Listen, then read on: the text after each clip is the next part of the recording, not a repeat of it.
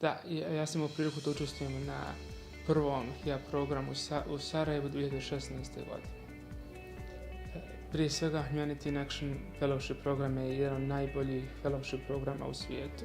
Drugi razlog jeste ljudska prava i ljudska prava kao oblast prava je jedna od meni najinteresantnijih oblast. Konačnici, naravno, tu je želja da razmijenimo mišljenja i iskustva o stanju ljudskih prava sa drugim kolegama koji su učestvovali iz drugih evropskih država i Sjedinjenih Američkih Država. Glavna tema programa jeste bio proces demokratske tranzicije Bosne i Hercegovine iz socijalističkog u kapitalističko društvo, iz postkonfliktno u mirovno društvo. Izučavali smo trendove koji su trenutno aktualni u Bosni i Hercegovini s posebnim fokusom na oblast tranzicijske pravde, suđenje za ratne zločine, procesa pomirenja, suočavanje sa prošlošću, utvrđivanje istine i sl.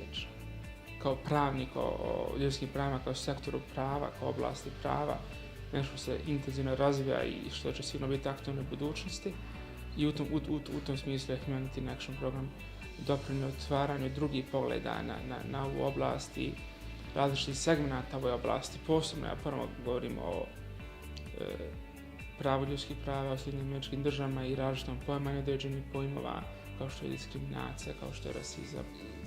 Kad govorimo o Sarajevu, Sarajevo je uvijek interesantan grad za doći i Bosna je sigurno pogodno tlo gdje se može razgovarati o različitim segmentima ljudskih prava koji su u srcu Humanity in Actiona. I sigurno da različite perspektive i novi vidici, novi pogledi na život, ali i na interesantnu i živuću materiju ljudskih prava i tranzicijske pravde. Nešto što će sigurno donijeti fellowship program u Sarajevu. Ja pozivam mlade ljude prvo da apliciraju, da nikad sami sebi ne kažu da nemaju razloga da apliciraju, neće proći.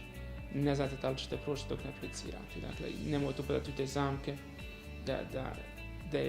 da je teško aplicirati, da nećete proći. Dakle, aplicirajte, darnite sve o sebe da napravite što je bolju aplikaciju i sigurno će navučiti rezultate.